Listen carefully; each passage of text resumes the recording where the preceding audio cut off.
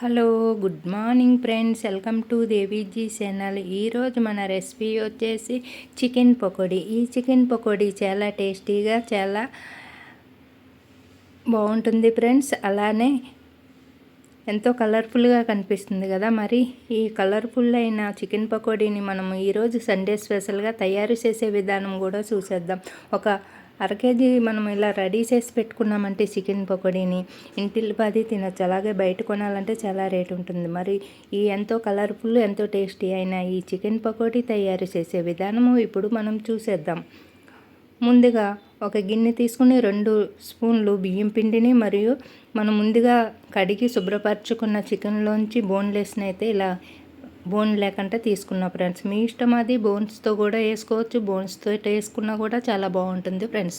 ఇప్పుడైతే నేను ఇలా మెత్తని అన్నీ తీసి ఈ బియ్యం పిండిలోకి వేసుకున్నా. అలానే ఒక స్పూను అల్లం పేస్ట్ని, ఇంకా ఒక స్పూన్ గరం మసాలా, ఒక స్పూన్ కారము, ఇంకా ఒక స్పూన్ సాల్టు, ఇంకా కొద్దిగా ఒక కప్పు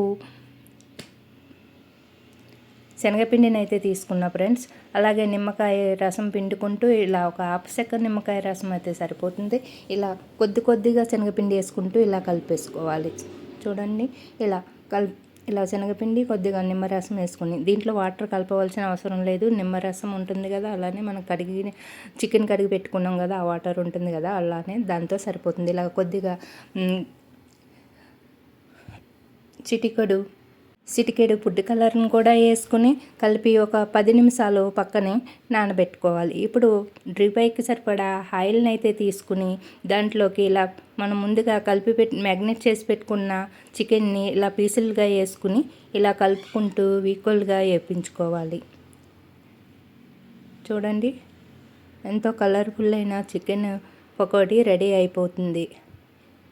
ఇలా అంతా ఈక్వల్గా కలుపుకుంటూ ఇది కొంచెం వేగడానికి టైం పడుతుంది. ఒక 5 మినిట్స్ ఇలా వేపిన తర్వాత అంతా ఇలా కలర్ఫుల్గా ఇలా మనం వేగిందంతా తీసేసుకుని ఇలా వేడిగా ఇలా ప్లేట్లో పెట్టుకుని సర్వ్ చేసుకోవచ్చు. మీకు నచ్చితే లైక్ చేయండి, సబ్స్క్రైబ్ చేయండి ఫ్రెండ్స్.